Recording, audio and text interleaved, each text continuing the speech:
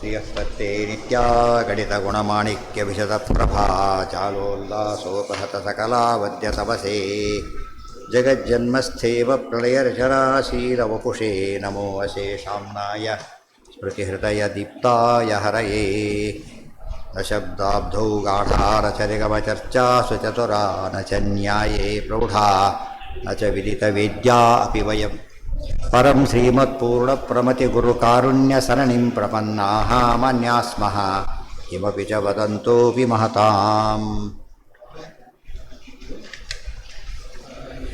ನಾರಾಯಣಂ ನಿಖಿಲಪೂರ್ಣಗುಣೈಕದಹಂ ನಿರ್ದೋಷಮಪ್ಯತಮಮಪ್ಯಖಿಲೈಃ ಸುವಾಕ್ಯೈಃ ಯಸ್ಯೋದ್ಭವಾದಿತಮಶೇಷವಿಶೇಷತೋಪಿ ವಂದ್ಯಂ ಸದಾ ಪ್ರಿಯತಮಂ ಮಮ ಸನ್ನಮಾಮಿ ಓಂ ಓಂ ಅಸಾತೋರ್ಮಜಿಜ್ಞಾಸ ಓಂ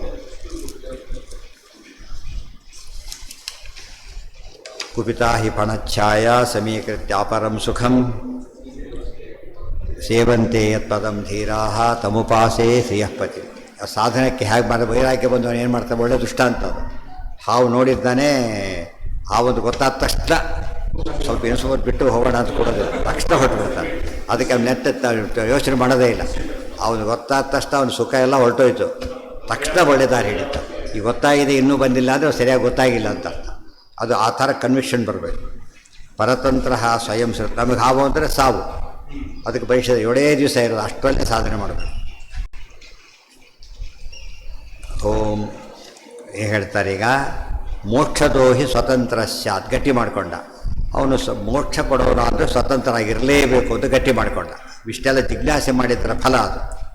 ಪರತಂತ್ರ ಸ್ವಯಂ ಸೃತವು, ನಾನಂತೂ ಪರತಂತ್ರ, ದುಃಖ ಅನುಭವಿಸ್ತಾ ಇದ್ದೇನೆ, ಕೊಡೋನು ಸ್ವತಂತ್ರ ಆಗಿರಬೇಕು ಅಂತ ಗೊತ್ತಾಯಿತು. ವರ್ತಮಾನ ಕಥಂ ಶಕ್ತಃ ಪರಮೋಕ್ಷಾಯ ಕೇವಲಂ. ನಾವು ನಮ್ಮಂತೆ ಇರೋರು ಯಾರು ಮೋಕ್ಷ ಕೊಡೋದಿಲ್ಲ. ಯಾತಕ್ಕೆ ಅಂದರೆ ಅವನಿಗೆ ಮುಕ್ತಿಯಾಗಿ ನಮಗೇನು ಕೊಡ್ತಾನೆ ಮತ್ತೆ, ಗೊತ್ತಾಯ್ತಾ? ಆದ್ದರಿಂದ ಮುಕ್ತನಾದವನು ಕೇಳಬೇಕು. ಎಂದೋ ಮುಕ್ತನಾದವನಾದರೆ ಅವನಿಗೆ ಮುಕ್ತಿ ಕೊಟ್ಟವನು ಬಿದ್ದಾನಲ್ಲ, ಅದಕ್ಕೆ ಅವನ್ನೇ ಡೈರೆಕ್ಟ್ ಹೋಗಿಬಿಡ್ಬೇಕು. ಸ್ವತಂತ್ರ ಅವನು, ಸ್ವತಂತ್ರ. ವರ್ತಮಾನ ಕಥಂ ಶಕ್ತಃ ಪರಮೋಕ್ಷಾಯ ಕೇವಲಂ ಅನ್ಯಾಶ್ರಯೇಣ ಯದ್ದೇಶಃ ದದ್ಯಾನ್ಮೋಕ್ಷಂ ಸ ಏವ ಹಿ ತೇನ ನಾನುಸೃತೋ ಮೋಕ್ಷಂ ಮೇಕ್ಷಂ ಆಗಿಬಿಟ್ಟಿದೆ. ಮೋಕ್ಷಂ ನ ದದ್ಯಾದ್ ಅನ್ಯವಾಕ್ಯತಃ. ಆಗ ಅನ್ಯಾಶ್ರಯೇಣ ಯದ್ದೇಶ ದದ್ಯಾತ್, ಇನ್ನೊಬ್ಬನ ಡಿಪೆಂಡೆನ್ಸ್ ಇದ್ದು ಮೋಕ್ಷ ಕೊಡ್ತಾನೆ ಅಂತಾದರೆ ರೌಂಡ್ ಓವರ್ ಪಾತ್ಯಕ್ಕೆ ಅವನ ಹತ್ರ ಹೋದ್ರೆ ಆಯ್ತಲ್ಲ. ಪಕ್ಕದ ಅಂಗಡಿಯಲ್ಲಿ ಒರಿಜಿನಲ್ ಸಿಗುತ್ತೆ, ಇಲ್ಲಿ ಸಿಗುತ್ತೆ. ಪಕ್ಕದ ಅಂಗಡಿಯಲ್ಲಿ ಒರಿಜಿನಲ್ ಅದು, ಅವನು ಏಜೆನ್ಸಿ, ಇವನು ಏಜೆನ್ಸಿ ಪಕ್ಕದಲ್ಲಿ ಇಟ್ಕೊಂಡು, ಅದಕ್ಕೆ ಸಾಮಾನ್ಯ ಇಟ್ಕೊಂಬಂದಿಲ್ಲ ಹಾಗೆ, ಯಾಕೆಂದ್ರೆ ಉಪಯೋಗ ಆಗಲ್ಲ ಅದರಿಂದ. ಅಂಥ ಹೊತ್ತಲ್ಲಿ ಜನ ಯಾವುದು ಪ್ರಿಫರ್ ಮಾಡ್ತಾರೆ, ಅಲ್ಲಿಗೆ ಹೋಗ್ತಾರೆ. ತುಂಬ ದೂರ ಇದ್ದು ಇಲ್ಲಿ ತೊಗೊಂಡ್ಬಿಡ್ತಾರೆ. ಅವಾಗ ಇವನು ಏಜೆಂಟ್ ಆಗಿದ್ದು ಉಪಯೋಗ ಆಗುತ್ತೆ. ನಾವೀಗ ದೇವರು ಡೈರೆಕ್ಟ್ ನಮಗೆ ಸಿಗ್ತಾನೆ ಎಲ್ಲ ಕಡೆ ಇರೋದ್ರಿಂದ, ದೂರ ಅಂತ ನಮಗೆ ಇಲ್ಲೇ ಇಲ್ಲ, ಈಗ ದೂರ ಆಗೋ ಚಾನ್ಸೇ ಇಲ್ಲ. ಆದ್ದರಿಂದ ಅದು ಟ್ರೈ ಮಾಡಬೇಕು. ನಾನುಸೃತೋ ಮೋಕ್ಷಂ ನ ದದ್ಯಾತ್ ಅನ್ಯವಾಕ್ಯತ. ಆದ್ದರಿಂದ ದೇವರ ಹತ್ರ ಹೋಗಿ ನಾವು ಇನ್ನೊಬ್ಬರ ಮಾತಿನಿಂದ ಮೋಕ್ಷ ಕೊಡೋದಿಲ್ಲ ದೇವರು, ನೆನಪಿರಬೇಕು. ನಾವು ಇನ್ನೊಬ್ರು ಉಪಾಸನೆ ಮಾಡಿಬಿಡ್ತೀವಪ್ಪ, ಇವ್ರು ಮೋಕ್ಷ ಕೊಡಿಸ್ತಾರೆ ಅಂತ ಕೇಳಿದ್ರೆ ಕೊಡಿಸೋದಿಲ್ಲ. ಅದಕ್ಕೆ ಘಂಟಾಕರಣಕ್ಕೆ ಪಿಶಾಚಿಗಳು ಹೇಳಿದರು, ನಾನು ಮೋಕ್ಷ ಕೊಡೋನಲ್ಲ, ನಾನು ಮೋಕ್ಷ ಕೊಟ್ಟು ಯಾರು ಅಂತ ಹೇಳ್ತೇನೆ ಅಷ್ಟೇ, ನೀವೇ ಹೋಗ್ಬೇಕಲ್ಲಿಗೆ, ನಾನು ಕರ್ಕೊಂಡು ಕೊಡಿಸಲ್ಲ ಅಂತ ಹೇಳ್ತಾನೆ, ಗೊತ್ತಾಯ್ತಾ? ಆದ್ದರಿಂದ ಅಂಥ ಹೊತ್ತಿನಲ್ಲಿ ಅವರು ಅಸ್ವತಂತ್ರ, ದೇವರೇ ಅಸ್ವತಂತ್ರ ಆಗಿಬಿಡ್ತಾನೆ. ಇನ್ನೊಬ್ಬರ ಮಾತು ಕೇಳಿ ಮೋಕ್ಷ ಕೊಡೋದಾದರೆ ದೇವರೇ ಸ್ವತಂತ್ರ, ಅವರು ಸ್ವತಂತ್ರ ಆಗಿಬಿಡ್ತಾರೆ ಕೊನೆಗೆ. ಅದಕ್ಕೆ ಆಗಲ್ಲ. ಆದರೆ ಒಬ್ಬರಿದ್ದಾರೆ ವಾಯುದೇವರು ಎಂಥವ್ರವರು, ಆದರೆ ಸ್ವತಂತ್ರ ಕೊಡ್ತಾ ಇಲ್ಲ, ದೇವ್ರು ಹೇಳಿದರೆ ಮಾತ್ರ ಕೊಡ್ತಾರೆ. ಆದ್ದರಿಂದ ಅವರು ದೇವರೇ ಕೊಟ್ಟ ಮುಖ್ಯತಃ, ಅವರು ಹತ್ತಿರ ಕರ್ಕೊಂಡು ಪರಿಚಯ ಮಾಡಿಸ್ತಾರೆ. ಆದ್ದರಿಂದ ಕೊಡೋದು ಯಾರೀಗ? ದೇವರೇನೆ. ಅದು ಉದ್ದೇಶ ಏನಂದರೆ ನಮಗೆ ಪ್ರಶ್ನೆ ಬರುತ್ತದು, ಇನ್ನೊಬ್ಬರು ಮಾತು ಕೇಳ್ಕೊಂಡು ದೇವ್ರು ಮೋಕ್ಷ ಕೊಡೋದಾದರೆ ದೇವ್ರ ಹತ್ರ ಅವ್ರ ಹತ್ರ ಹೋದ್ರೆ ಸಾಕಲ್ಲ ಅಂತ ಅನಿಸಿದರೆ ಅದು ಆಚಾರ ಹಾಗೆ ಹೇಳಲಿಲ್ಲ. ಅದಕ್ಕೆ ನಮ್ಮಲ್ಲಿ 2 ಲಿಂಕ್ ತೋರಿಸ್ಬಿಟ್ರು. ಹರಿಸರ್ವೋತ್ತಮತ್ವ ಜ್ಞಾನದಷ್ಟು ಪ್ರಿಯ ವಾಯುದೇವರಿಗೆ ಬೇರೆ ಯಾವುದೂ ಇಲ್ಲ. ಅಲ್ಲಿ ಜೀವಾಯುವತ್ವ ಜ್ಞಾನದಷ್ಟು ದೇವರಿಗೆ ಯಾವುದೂ ಪ್ರಿಯ. ಆ ರೀತಿ ಹೇಳಿದ್ದರಿಂದ ದೇವರ ಆಜ್ಞೆ ಅಂದರೆ ಆಜ್ಞೆ ಮಾಡಿ ಕೊಡ್ತಾನೆ ಹೊರತು ರಿಕ್ವೆಸ್ಟ್ ಮಾಡಿ ಅಲ್ಲ, ಗೊತ್ತಾಯ್ತಾ? ಅವ್ರ ಮಾತು ನಡೀತದೆ ಅಂದರೆ ಆ ರೀತಿ ಅಷ್ಟು ಪ್ರೀತಿ ಸಂಪಾದನೆ ಮಾಡಿದ್ದಾರೆ ಅವರು. ಆ ಪಾಯಿಂಟ್ ಇದೆಯಾ ಹೊರತು ಅವ್ರು ಈಕ್ವಲ್ಲೋ ಸ್ವತಂತ್ರನೊಬ್ಬ ಮಾತು ಬಂದಿಲ್ಲ. ಆತಃ ಕೊಡ್ತಾರೆ. ಯಾರು ರೆಕಮೆಂಡ್ ಯಾತಕ್ಕೆ ಮಾಡ್ತಾರೆ? ಅವರು ದೇವ್ರ ವಿಷಯ ಫುಲ್ ಗೊತ್ತು ಆದರೆ ರೆಕಮೆಂಡ್ ಮಾಡ್ತಾರೆ. ಅವ್ರು ಏನೇ ಇದ್ದರೂ ಪರವಾಗಿಲ್ಲ ಬಿಡಿ, ನಾನು ದುಡ್ಡು ಅಡ್ಜಸ್ಟ್ ಮಾಡ್ತೀನಿ ಅಂತ ಹೇಳೋದಿಲ್ಲ. ಅದೇ ನಡೀತಾ ಇರೋದು ಅಲ್ಲ. ತದರ್ಥಮಪಿ ಸಜ್ಞೇಯು ವಿಷ್ಣುರು ಮುಮುಕ್ಷುಭಿ. ಆದ್ದರಿಂದ ದೇವರನ್ನು ಒಂದು ಪ್ರಶ್ನೆ, ಯಾತಕ್ಕೆ ಪ್ರಶ್ನೆ ಉತ್ತರ ಅಂದರೆ ವಿಷ್ಣುನೇ ಮೋಕ್ಷ ಕೊಡಲಿ ಬಿಡಿ, ಆದರೆ ಒಬ್ಬ ದೇವತೆ ಹಿಡಿದುಬಿಟ್ಟು ಅವನ ಮೂಲಕ ಹೇಳಿಸ್ಬಿಟ್ರೆ ಸಾಕಲ್ಲ ಅಂತ. ಇಲ್ಲ, ವಿಷ್ಣುನೇ ಕೊಡಬೇಕು, ಆದ್ದರಿಂದ ಬೇರೆ ಇಲ್ಲ. ಅದಕ್ಕೆಲ್ಲ ಏನು ಆಧಾರ ಸುಮ್ಮನೆ ಹೇಳ್ತೀರಿ ಅಂದರೆ ಕೋಟ್ ಮಾಡ್ತಾರೆ. ಯಮೇ ವೈಷವೃಣತೆ ಅದೆಲ್ಲ ಕಠೋಪನಿಷತ್ತಿನ ಮಾತು ಎಲ್ಲ. ಇದು ಶ್ರುತ್ಯ ತಮೇವೇತಿ ಚ ಸಾಧನಂ ತಮೇವಂ ವಿದ್ವಾನ್ ಅಮೃತೇ ಭವತಿ ನಾಣ್ಯ ಪಂಥ ಯನಾಯ ವಿದ್ಯತೆ. ಬೇರೆ ದಾರಿ ಇಲ್ಲ ಅನ್ನೋದಕ್ಕದು, ದೇವರು ಬಲಿಬೇಕು ಅನ್ನೋದಕ್ಕದು. ಶಾಸ್ತ್ರಯೋನಿತ್ವಮಸ್ಯೈವ ಜ್ಞಾಯತೆ ವೇದವಾದಿಭಿ ಅಂತ ವಿಷಯ ಎಲ್ಲಿ ಬಂದಿದೆ ಅಂದರೆ ಶಾಸ್ತ್ರಗಳಲ್ಲಿ ಬಂದಿದೆ. ಶಾಸ್ತ್ರದಲ್ಲಿ ಬಂದಿದೆ ಅದು ಹೇಳೋನು ಗುರು ಆಗ್ತಾನೆ. ಯಯೇನಂ ಇದು ಅಮೃತಾತೇ ಭವಂತಿ, ಯಾರು ದೇವರನ್ನು ತಿಳಿತಾರಲ್ಲ ಅವರು ಮುಕ್ತರಾಗ್ತಾರೆ. ಇತ್ಯುಕ್ತಸ್ತು ಸಮುದ್ರಗಃ, ಈ ರೀತಿ ಹೇಳಿದ ಎಲ್ಲಿದ್ದಾನೆ ದೇವರು ಅಂತ ಕೇಳಿದರೆ ಸಮುದ್ರದೊಳಗಿದ್ದಾನೆ ಅಂತ ಒಗಟಾಗಿ ಹೇಳಿಬಿಟ್ರು. ಕೆಲವು ವಿಷಯ ನಾವು ಓಪನ್ನಾಗಿ ಹೇಳೋದಿಲ್ಲ, ರಹಸ್ಯವನ್ನು. ಮೋಕ್ಷ ಕೊಂಡು ಯಾರು ಸುಮ್ಮನೆ ಕೇಳಿಬಿಟ್ರೆ ಏನು ಮಾಡ್ತಾರೆ ಗೊತ್ತಿರೋದು. ಎಷ್ಟು ಸರ್ತಿ ಗೊತ್ತಾ, ತಮಾಷೆ ಆಗಿಬಿಡುತ್ತೆ. ಒಂದು ಸಲ ಯಾರೋ ಒಬ್ಬರು ಸೆಲೆಕ್ಷನ್ ಕಮಿಟಿಯಲ್ಲಿದ್ದಾರೆ ಚೇರ್ಮನ್ ಅವರು, ಯಾರೋ ಒಬ್ಬರು ಆ್ಯಕ್ಚುಲಿ ನಡೆದ ಕಥೆ ಅದು. ಒಬ್ಬ ಭಾಳ ಒಳ್ಳೆ ಸ್ಟೂಡೆಂಟು ಬೇಕಾದವನು, ನೀನು ಕೊಡ್ತೀನಿ ಯೋಚನೆ ಮಾಡೋಣ ಅಂತ ಹೇಳಿಬಿಟ್ಟಿದ್ದಾರೆ. ಎಲ್ಲರೂ ಹೇಳ್ಕೊಂಡು ಓಡಾಡ್ಬಿಟ್ಟು ಎಲ್ಲರೂ ಬಂದೆವರು ಅವ್ನು ಮಾತು ಹೇಳ್ಬಿಟ್ಟಿದ್ದಾರೆ, ಈ ಪ್ರಾಮಿಸ್ ರೆಡಿ ಅಂತ. ಕೊನೆಗೆ ಅವನ್ನೇ ತೆಗೆದಾಕ್ಬಿಟ್ರು ಅವರು, ಯಾರನ್ನ ಚೇರ್ಮನ್ಶಿಪ್ ತೆಗೆದಾಕ್ಬಿಟ್ರು. ಕೊನೆಗೆ ಅವರು ನೀವು ಕೆಲಸ ಮಾಡಿ ಯಾಕೆ ಮಾಡಬೇಕು ಅಂತ ಹಾಗಾಗ್ತದೆ. ಅದಕ್ಕೇನೋ ರಹಸ್ಯ ಇದೆ, ಯಾರು ಅಂತ ಹೇಳಬಾರದು. ಹೇಗೆ ತಿಳ್ಕೊ, ಸಮುದ್ರದೊಳಗಿದ್ದಾನೆ ಅಂತ ಹೇಳ್ಬಿಟ್ಟು. ಸಮುದ್ರದೊಳಗೆ ಯಾರಿದ್ದಾನೆ? ನಾರಾಯಣ ಅಂತ. ನಾರಾಯಣ ಇದು ಅರ್ಥ ಮಾಡಿಕೊಂಡ್ರೆ ಯಾಕೆ ಶಾಸ್ತ್ರ ಗುಟ್ಟಾಗಿ ಹೇಳುತ್ತೆ ಅಂತ ಕೇಳಿದರೆ ಮಿಸ್ಯೂಸ್ ಮಾಡ್ಕೋಬಾರ್ದು. ಸಣ್ಣ ಪುಟ್ಟ ವಿಷಯನೇ ಗುಟ್ಟಾಗಿ ಹೇಳ್ತಾರೆ, ಗೊತ್ತಾಯ್ತು. ಅಂಥದ್ದು ಸರ್ವೋತ್ತಮ ವಸ್ತು ಇಲ್ಲ. Precious of all, most precious. ಅದ್ರ ಬಗ್ಗೆ ಯಾವಾಗ ಯಾರಂತ ಹೇಳಿ ಡೈರೆಕ್ಟಾಗಿ ಹೇಳಬಾರ್ದು. ಹೇಗೆ ಹೇಳ್ಬೇಕು ಅದನ್ನು ಸ್ವಲ್ಪ ಇಂಡೈರೆಕ್ಟಾಗಿ ಹೇಳಬೇಕು. ಇವತ್ತು ನಮ್ಮಲ್ಲಿ ಬ್ಯಾಗ್ ಜೇಬಲ್ಲಿ ಇಷ್ಟು ದುಡ್ಡು ಇಟ್ಕೊಂಡು ಹೇಳಿ ಅಲ್ಲೇ ಹೊಡೆದ್ಬಿಡ್ತಾರೆ, ಬಿಡೋದಿಲ್ಲ. ಎಷ್ಟೇ ದುಡ್ಡು ಇಲ್ಲ ಸಾಲಾರ ಕೇಳ್ತಾರೆ ಕೊನೆ ಪಕ್ಷ. ಸ್ವಲ್ಪ ನಾನು ಕೊಡಿ ಅದಕ್ಕೆ ಡೆತ್ ಸೀಟ್ ಇರೋದು ಸ್ವಲ್ಪ ಕೊಟ್ಬಿಡಿ ಅದನ್ನ. ಅದಕ್ಕೆ ಎಂದೂ ಕೂಡ ದುಡ್ಡಿನ ವಿಷಯ ಹೇಗೆ ಹೇಳಬಾರ್ದು, ಪವರ್ ವಿಷಯ ಹೇಳಬಾರ್ದು. ಕೆಲಸ ಹೇಳ್ತಾರೆ, ಏನು ಹೇಳಿ ಕಳಿಸಿಬಿಟ್ರಲ್ಲ, ಎಂಥ ಅಯೋಗ್ಯರಿಗೆ ಕಳಿಸಿಬಿಟ್ಟಿರಲ್ಲ ಹತ್ರ. ಯಾರೇ ತಗೊಂಡು ಎಷ್ಟು ಹೇಳಿದ್ರು ಕೇಳೋದಿಲ್ಲ, ಟೈಮ್ ವೇಸ್ಟ್ ಮಾಡಿಬಿಟ್ಟ ಅಂತಾರೆ. ಅದಕ್ಕೆ ಅಂಥವ್ರನ್ನ ಕಳಿಸ್ಬಾರ್ದು. ಅದಕ್ಕಾಗಿ ಗುಟ್ಟಾಗಿ ಹೇಳಿದಾಗ ಬೇಕಾದವನು ಮಾತ್ರ ಬರ್ತಾನೆ, ಎಲ್ಲರೂ ಬರೋದಿಲ್ಲ. ತದೇವ ಬ್ರಹ್ಮ ಪರಮಂ ಕವೀನಾಂ. ಇದು ಯಾತಕ್ಕೆ ಉತ್ತರ ಅಂದರೆ ನೀವು ಸುಮ್ಮನೆ ವಿಷ್ಣು ಅಂತ ಹೇಳಬಾರ್ದೆ, ಅಥಾತೋ ಬ್ರಹ್ಮ ಜಿಜ್ಞಾಸ ಅಂತ ಹೇಳಬೇಕಾ. ವಿಷ್ಣು ಜಿಜ್ಞಾಸ ಅಂದರೆ ಗಲಾಟೆನೇ ಇರ್ತಿರಲಿಲ್ಲ, ಎಷ್ಟೋ ಭಾಷೆಗಳು ಹೋಗ್ಬಿಡ್ತಿದ್ವು ಅಲ್ಲಿಗೆ. ಯಾಕೆ ಹಾಗೆ ಮಾಡಿದರು ಅಂದರೆ ಆ ರೀತಿ ಆಗಲಿ ಅಂತಲೇ ಮಾಡಿದ್ದಾರೆ. ಅದು ಯಾವಾಗಲೂ ರಹಸ್ಯವಾದ ಪ್ರೆಷಸ್ ಥಿಂಗನ್ನು ಸಾಧನೆ ಮಾಡಿ ತೊಗೋಬೇಕೇ ಹೊರತು ಈಜಿಯಾಗಿ ಬರಬಾರ್ದು. ಮತ್ತು ಭಾಳ ಸುಲಭ ಆಗಿದ್ದರೆ ಏನು ಮಾಡಿ, ಜ್ಞಾನ ಸುಲಭ ಆಗಿದ್ದು ಎಲ್ಲರೂ ಅದಕ್ಕೆ ಬಂದುಬಿಡ್ತಾರೆ. ಜ್ಞಾನಕ್ಕೆ ತುಂಬ ಜನ ಗೊತ್ತು, ಅವ್ರಿಗೆ ಓದಿದ್ರೆ ಚೆನ್ನಾಗಾಗುತ್ತಾರೆ, ಓದೋಕ್ಕಾಗಲ್ಲ ಅವ್ರ ಕೈಲಿ. ಬೇಡ ಸ್ವಾಮಿ ನನಗೆ ಇಷ್ಟ ಸಾಕು ಅಂದ್ಬಿಡ್ತಾರೆ. ಓದೋಕ್ಕೆ ಅಲರ್ಜಿ, ಓದೋಕ್ಕಾಗಲ್ಲ, ನನಗೆ ಕೆಲಸ ಕಡಿಮೆ ಯಾರೂ ಪರವಾಗಿಲ್ಲ, ಓದೋಕ್ಕೆ ಸಾಧ್ಯ ಇಲ್ಲ ಅಂತಾರೆ. ಲೌಕಿಕನೇ ಎಲ್ಲರೂ ಓದಲ್ಲ. ಲೌಕಿಕ ಏನು ಬ್ರಹ್ಮವಿದ್ಯಾನ ಅಂತ ಕೇಳ್ತಾರಲ್ಲ, ಇಷ್ಟಾದರೂ ಎಲ್ಲರೂ ಓದೋದಿಲ್ಲ. ಇನ್ನೊಬ್ಬರು ಓದಿ ನೋಡ್ತಾರೆ, ಅಥವಾ ಫ್ರೆಂಡ್ಸ್ ಓದೋದು ನೋಡ್ತಾರೆ, ಎಲ್ಲ ಗೊತ್ತಿರುತ್ತೆ. ಆದರೂ ಓದಕ್ಕೆ ಬರೋದು ನಮ್ಮ ಕೈಲಾಗಲ್ಲ ಅಂದ್ಬಿಡ್ತಾರೆ. ಅದಕ್ಕೆ ಅಂಥವ್ರ ಮುಂದೆ ನಾವು ಹುಷಾರಾಗಿರ್ಬೇಕು. ತದೇವ ಬ್ರಹ್ಮಪರ ಆಚಾರ್ಯ ಎಲ್ಲ ಇಂಟ್ರಡಕ್ಷನ್ ಯಾಕೆ ಕೊಡ್ತಿದ್ದಾರೆ ಗೊತ್ತಾ? ಬ್ರಹ್ಮಸೂತ್ರ ಅಂತ ಯಾಕೆ ವಿಷ್ಣು ಸೂತ್ರ ಅಂತ ಹೇಳಬಾರ್ದೆ, ಬ್ರಹ್ಮ ಜಿಜ್ಞಾಸ ಅಂತ ವಿಷ್ಣು ಜಿಜ್ಞಾಸ ಮಾಡಬಾರ್ದೆ, ಎಲ್ಲದಕ್ಕೂ ಉತ್ತರ ಇದಿಷ್ಟು ಕೂಡ. ಇಷ್ಟು ಸುಲಭ ಇದು ಯಾತಕ್ಕೆ ಹೀಗೆ ಮಾಡಿದ್ದಾರೆ ಅಂದರೆ ಉತ್ತರ. ಇದನ್ನು ಮೊದಲು ಹೇಳಲಿಲ್ಲ, ಇದೆಲ್ಲ ಅನುವಾದ ಮಾಡ್ತಾ ಬರ್ತಾರೆ. ಉಪನ್ಯಾಸ ಮಾಡೋರು ಇದು ಭಾಗ ಓದಬೇಕಿದ್ರೆ ಯಾಕೆ ಬ್ರಹ್ಮ ಇಂಟ್ರೊಡ್ಯೂಸ್ ಮಾಡಬೇಕು ಗೊತ್ತಾಗುತ್ತೆ. ಹಾಂ, ವಿಷ್ಣು ಈ ಬ್ರಹ್ಮ ಅಲ್ಲ, ಇವರಿಗೆ ಆ ಬ್ರಹ್ಮ ಅಂತ ಭ್ರಮೆ ಬರ ಮಾಡಿದ್ದಾರೆ. ಏತದುಕ್ತಂ ಭವತಿ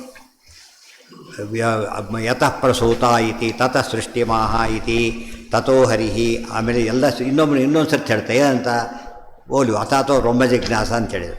ಮುಂದೆ ಬ್ರಹ್ಮ ಅಂತ ಯಾರು ಅಂತ ಹೇಳಬಾರದೆ, ಮತ್ತೊಂದು ಹೋಗ್ಬಿಟ್ಟು ಇದನ್ನೆಲ್ಲ ಸೃಷ್ಟಿ ಮಾಡ್ತಾನಲ್ಲ ಅವನು, ಅದನ್ನು ಮತ್ತೆ ತಲೆ ಕೆಡಿಸ್ಕೋಬೇಕು. ಅಲ್ಲಿ ನೋಡಿ ಯಾರ್ಯಾರೋ ಕಾಣಿಸ್ತಾರೆ ಮತ್ತೆ, ಗೊತ್ತಾಯ್ತಾ? ಆಮೇಲೆ ಸಚ್ಚಾಸ್ತ್ರ ಭಾಗವತ ಅಂತ ಹೇಳಬಾರ್ದೆ, ಶಾಸ್ತ್ರ ಯೋನಿತ್ವ ಅಥವಾ ಶುರು ಮಾಡಿದ ಕೋರ್ಸ್ ಓದು. ಯಾವ ಕೋರ್ಸ್ ಅಂತ ಹೇಳಬಾರ್ದ? ಶಾಸ್ತ್ರ ಯೋನಿತ್ವ. ಮತ್ತು ಅರ್ಥ ಆಗೋದಿಲ್ಲ ತತ್ವ ಸವಣ ಓದಿಕೊಂಡ್ರೆ ಎಲ್ಲ ಒಗಟದು. ಅದ್ರ ಎಷ್ಟು ಕಷ್ಟಪಡಲೇಬೇಕು, ತಿಳ್ಕೊಳ್ಳೇಬೇಕಾದ್ರೆ. ಬೇಕಾದ್ರೂ ಇಷ್ಟಪಡ್ತಾನೆ, ಹೋಗಿ ನೀವು ಟರ್ನ್ ಆಗಿರಿ ಅಂತಾನೆ, ಸುಮ್ಮನೆ ಹೋಗಲ್ಲ ಅವನು. ಎಷ್ಟು ಹೋಗಿ ಟರ್ನ್ ಆಗಿರಿ ಅಂತ ಕೇಳ್ತಾನೆ. ಟರ್ನ್ ಅಂದರೆ ರೈಟ್ಗೋ ಲೆಫ್ಟ್ಗೋ ಅಂತ ಕೇಳಿ, ಯಾಕಂದ್ರೆ ಹೋಗಬೇಕಾಗಿದೆ ಅವನು. ಹೋಗಬೇಕಾಗಿರೋ ಏನು ಮಾಡ್ತಾನೆ, ಎಲ್ಲ ರೀತಿಯ ಪ್ರಶ್ನೆ ಕೇಳ್ತಾನೆ. ಉಳಿದವರಾದರೆ ಸುಮ್ಮನೆ ಹೇಳಿದ್ದ, ಆಳು ಹೇಳಿ ಕಳಿಸಿದ್ರು, ಹೋದ, ಓದಿಯೇ ಸಿಗಲಿಲ್ಲ, ಯಾರಕ್ಕೆ ಏನೋ ಹೇಳಿದ್ರು ಇದೆಲ್ಲ ವಾಸ್ ಬಂದ್ಬಿಟ್ಟು. ಯಾಕಂದ್ರೆ ಬೇಕಿಲ್ಲ, ಅವನಿಗೆ ತರೋದು ಬೇಕಿಲ್ಲ. ಇವನು ಹಾಗಾದ್ರೆ ಬೇಕಾದ್ರೆ ಏನು ಮಾಡ್ತಾನೆ, ಎಲ್ಲ ರೀತಿ ಕೇಳ್ತಾನೆ, ಬಿಡೋದಿಲ್ಲ.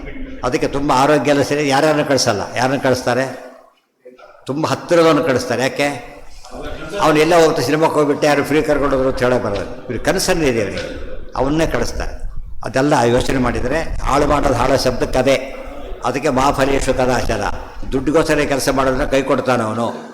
ಅದಕ್ಕೆ ನೀವು ಯಾರೋ ಥರ ಮಾಡಬೇಡಿ. ಯಾರಿಗೆ ಹೇಳಬೇಕಾದ್ರೆ ಕನ್ಸರ್ನಿದ್ದವ್ರು ಹೇಳಿ, ಆಗ ಅವ್ರು ಮಾಡೇ ಮಾಡ್ತಾರೆ ಕೆಲಸ. ನಾವೆಲ್ಲ ದೇವರ ಆಳುಗಳಾಗಿ ದುಡ್ಡು ಕೇಳೋರಾಗಬಾರ್ದು. ಆ ಥರ ಸೇವೆ ಮಾಡ್ತಕ್ಕಂಥ ಭಕ್ತರಾದರೆ ಆಗ ದೇವರು ಒಳಗೆ ಬಿಡ್ಕೋದಿಲ್ಲ, ಒಳಗೆ ಬಿಡೋದಿಲ್ಲ. ಒಳಗೆ ಅಂದರೆ ವೈಕುಂಠಕ್ಕೆ. ಶಾಸ್ತ್ರಯೋನಿತ್ವಮೇತಸ್ಯ ಜ್ಞಾಯತೆ ಹಿ ಸಮನ್ವಯಾತ್ ಸಮಿತಿ ಈ ಉಪಸರ್ಗೇಣ ಪರಮುಖ್ಯಾರ್ಥತಾ ಉಚ್ಯತೆ. ಸಮ್ಮಂತೆ ಅದಕ್ಕೆ ಹಾಕಿರು ತತ್ವ ಸಮನ್ವಯ. ತತ್ವ ಅನ್ವಯಾತ್ ಅನ್ನಲಿಲ್ಲ, ತತ್ವ ಅನ್ವಯಾತ ಮುಗಿದೋಗ್ತಿತ್ತು. ಸೂತ್ರ ತಾನೇ ಚಿಕ್ಕ ಮಾಡೋದ್ರಲ್ಲಿ ಮಾಡಲಿಲ್ಲ, ಕನ್ಫ್ಯೂಸ್ ಆಗಬಾರ್ದು. ಸಮ್ ಅಂತ ಪದ ಉಪಯೋಗಿಸಿದ್ರು. ಸಮ್ ಅಂದ್ರೇನು? ವಿಷ್ಣು ಅಂತ ಅರ್ಥ. ಉಪಸರ್ಗೇಣ ಪರಮುಖ್ಯಾರ್ಥದೋಚ್ಯತೆ. ಯಾವುದೇ ಶಾಸ್ತ್ರದ ಮುಖ್ಯಾರ್ಥ ತಿಳಿಬೇಕೇ ಹೊರತು ಆ ಅಪರೆಂಟ್ ಮೀನಿಂಗ್ ತಿಳಿಬಾರ್ದು. ಅಪರೆಂಟ್ ಮೀನಿಂಗ್ ಅಲ್ಲ. ಪೋಸ್ಟ್ ಬಾಕ್ಸ್ ಇದೆ, ನೋಡಿದ್ರೆ ಪೋಸ್ಟರ್ ಕಾಣಿಸ್ತಾ ಡಬ್ಬೆ ನೋಡ್ದ, ಅಲ್ಲೇ ಎಂಬ ಮಾಡೋಕ್ಕೆ ಹಾಕಿಬಂದು ಡಬ್ಬೆಗೆ ಹಾಕಿಬಂದು ಹೋಯ್ತು. ಯಾಕೆ? ಅದು ಸೂಚನೆ ಮಾಡುತ್ತೆ ಇದು ಪೋಸ್ಟ್ ಆಫೀಸ್ ಅಂತ ಹೇಳೋದಕ್ಕೆ ಇಟ್ಟಿದ್ದಾರೆ ಹೊರತು ಡಬ್ಬೆ ಒಳಗೆ ಹಾಕಬಾರ್ದು. ಪೋಸ್ಟ್ ಪಾಸ್ಟರ್ ಮುಖ್ಯ ಉದ್ದೇಶ ಇಲ್ಲಿ ಇದಿದೆ. ಏನಿದೆ? ಇಲ್ಲಿ ಲೆಟ್ರ್ ಪೋಸ್ಟ್ ಮಾಡಬೇಕು ಅಂತ ಅರ್ಥನೇ ಹೊರತು ದುಡ್ಡು ಹಾಕಬೇಕು ಅಂತ ಅರ್ಥ ಅಲ್ಲ. ಅದು ಹುಂಡಿ ಡಬ್ಬೆ ಅಲ್ಲ, ಅದು ಗೊತ್ತಾಯ್ತಾ? ಲೆಟ್ರ್ ಡಬ್ಬೆ ಅಷ್ಟೇ. ಏವ ಸಮಿತಿ ಉಪಸರ್ಗೇಣ ಪರಮಮುಖ್ಯಾರ್ಥತೋಚ್ಯತೆ. ಏವಂ ಪರಮಮುಖ್ಯಾರ್ಥೋ ನಾರಾಯಣ ಇತಿ ಶ್ರುತಿ. ಯಾವುದು ಅಂತ ಕೇಳಿದರೆ ನಾರಾಯಣ ಅಂತ ಹೇಳ್ತಾರೆ. ಈಗ ಅಥಾತೋ ನಾರಾಯಣ ಜಿಜ್ಞಾಸ ಅಂತ ಅರ್ಥ ಬಂತವೆ.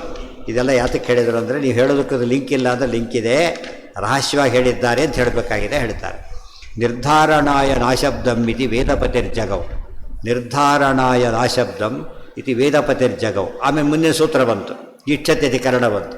ಅಲ್ಲ, ದೇವ್ರ ಬಗ್ಗೆ ಹೇಳಿದರೆ ದೇವರು ಅವಾಚ್ಯ ಅಂತ ಕದ್ರೆ ಹೇಳ್ತಾರೆ ಅಂದರೆ ಅವಾಚ್ಯ ಅಲ್ಲ ದೇವರು. ಅವಾಚ್ಯ ಆಗಿದ್ದರೆ ಅವ್ರ ಬಗ್ಗೆ ಹೇಳ್ತಿದ್ರೆ ಅದಕ್ಕೆ. ಆದರೆ ವಾಚ್ಯನೇ, ಸಾಕಲ್ಲೇನ ಅವಾಚ್ಯ ಅಷ್ಟೇ ಹೊರತು ಇದಲ್ಲ. ಆ ಅಧಿಕರಣ ಲಿಂಕ್ ಸಿಗ್ತ. ಆಮೇಲೆ ಇನ್ನೊಂದು ಪ್ರಶ್ನೆ ಬಂತು. ಎಷ್ಟು ಸರಿಯಾಗಿ ಅರ್ಥ ಮಾಡಿಕೊಂಡ್ರೆ ಅಷ್ಟು ಸೂಪರ್ ಇವೆಲ್ಲ ಕೂಡ. Totally absolute sense. I know him fully ಅಂತಾರಲ್ಲ ಹಾಗೆ. To best of knowledge I know ಅಂತ ಹೇಳ್ತಾರೆ. ಲೆಟ್ರ್ ಕೊಡ್ಬೇಕಾದ್ರೆ ಕೂಡ best of knowledge I know him ಅಂತ ಹೇಳ್ತಾರೆ. ಯಾಕಂದ್ರೆ ಅವಳ ನಮಗೇನು ಪೂರ್ತಿ ಗೊತ್ತಿಲ್ಲ. ಆದ್ದರಿಂದ ಕೈ ಕೊಟ್ಟರೆ ನೋಡಿದ್ರೆ ಪೂರ್ತಿ ಅಂತ ಹೇಳಿಲ್ಲ. ನಾನು ಗೊತ್ತಿರೋ ಮಟ್ಟಿಗೆ ಯೋಗ್ಯ ಅಂತ ಹೇಳಿದ್ರು. ಹಾಗೆ 20 ವರ್ಷದ ಗೊತ್ತು, 10 ವರ್ಷದ ನಿನ್ನೆ ಸಿಕ್ಕಿದ್ದ. ಕೆಲವು 20 ಬರೀತು, 20 ವರ್ಷ ಗೊತ್ತಿರಲ್ಲ ಅವ್ರಿಗೆ. ಆಗಲೇ ನೋಡಿರೋದು ಆಗಲೇ ಬರ್ಕೊಡೋದು. ಹಾಗೆ ಕೊಟ್ಟು ಒಪ್ಪಲ್ಲ ಅವರು. ಏನು ಹೇಳ್ಬೇಕಂದ್ರೆ ಸಿನ್ಸ್ಟಾಲ್ ಏನೋ ಬಂದು ಕತೆ ಶುರು ಮಾಡಿದ್ದಾರೆ. ಇನ್ನು ಮುಂದೆ ನೋಡಿ ಸ್ವಾರಸ್ಯ. ಇಷ್ಟೆಲ್ಲ ಹೇಳಿದಿರಿ, ದೊಡ್ಡ ಕನ್ಸರ್ನ್ ಇದ್ದರೆ ಭಾರಿ ಕಷ್ಟ. ಯಾಕೆಂದರೆ ಸಂಪೂರ್ಣ ತ್ಯಾಗ ಮಾಡಬೇಕಿದೆ. ಅದಕ್ಕೆ ಹೇಳ್ತಾರೆ, ನೀವು ಸಮನ್ವಯ ಮಾಡಬೇಕು ಅಂದರೆ ಅಷ್ಟು ಸುಲಭನ ಸಮನ್ವಯ ಮಾಡೋದು ಅಂದರೆ ಅನಂತ ವೇದಗಳು ಅಂತೀರಿ. ಸಮನ್ವಯ ಇದು ನಮಗೆ ಆಚಾರ. ನಮಗೆ ಇರೋ 4 ವಿಷಯಕ್ಕೆ ನೀವೇ ಸಮನ್ವಯ ಮಾಡ್ಕೊತೀವಿ. ಅಥವಾ ನೀವೇ ಏನು ಮಾಡಿಕೊಟ್ರಿ ನಮಗೀಗ? ಕೆಲವು ಉಪನಿಷತ್ತುಗಳು ನಮಗೆ ಕಾಣ ಹಾಗೆ ಮಾಡಿಕೊಟ್ಟಿವಿ. ಎಲ್ಲ ಇರ್ಬೋದು, ನಮಗೆ ಗೊತ್ತಾಗಿದ್ದು ಇಷ್ಟೇ. ಆದ್ದರಿಂದ ಸಮನ್ವಯ ಹೇಗಾಯ್ತಿದು? ಗೀತಾದಲ್ಲಿ ವಿಷ್ಣು ಸರ್ವೋತ್ತವತ್ತು ಒಪ್ಪಟ್ಬೇಡ. ಆದರೆ ಕಂದ ಪುರಾಣದಲ್ಲಿ ಬಂದಿಲ್ವಲ್ಲ, ಅದಕ್ಕೇನು ಮಾಡ್ತೀರಿ? ಬ್ರಹ್ಮಪುರಾಣದಲ್ಲಿ ಬಂದಿಲ್ವಲ್ಲ, ಸಮಸ್ತ ಶಾಸ್ತ್ರಾರ್ಥ ಹೇಗಾಯಿತು ಅಂತ ಕೇಳ್ತಾರೆ. Very important. ಅಲ್ಲಿಗಿರಲಿ. ನಾಳೆ ನೀವು ಹೇಳಿದ 4 ವಿಷಯ ಹೇಳಿಬಿಟ್ಟು ಸಮಸ್ತ ಶಾಸ್ತ್ರಾರ್ಥ ಆಗಲಿಲ್ಲ. 4 ವಿಷಯದ ಅರ್ಥ ಆಯ್ತು ಅಷ್ಟೇ.